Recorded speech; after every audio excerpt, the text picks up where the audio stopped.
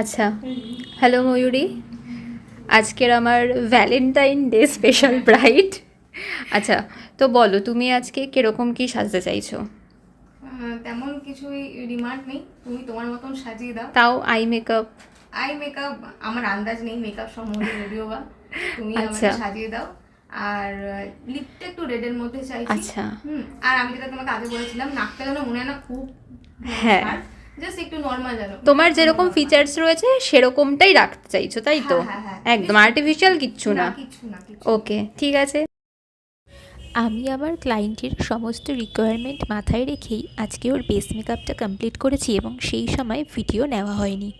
লাইটিংয়ের কিছু প্রবলেমের জন্য ওর বেস মেকআপটা অনেকটা বেশি ফেয়ার লাগছে ওর অরিজিনাল স্কিন টোনের থেকে।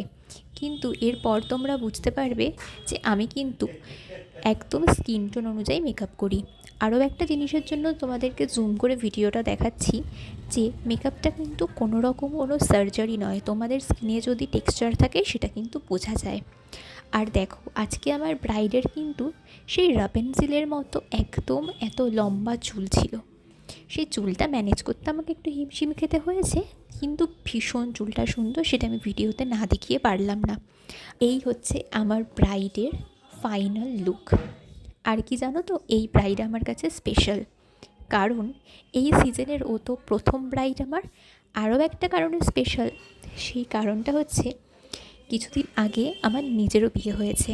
তো বিয়ের পর এটা ছিল আমার প্রথম কাজ। আর যে কোনো প্রথম কাজই কিন্তু সব মানুষের কাছে অনেক বেশি স্পেশাল হয়। আজকে আমার ব্রাইডকে দেখতে আমার একদম লক্ষ্মী ঠাকুরের মতো লাগছিল। বলো কেমন লাগলো? ও টেনশন করছে। একটু হচ্ছে। ঠিক আছে সব? হ্যাঁ, সব ঠিক আছে। ওকে, থ্যাংক ইউ, দেখা হচ্ছে রিসেপশনে। একদম।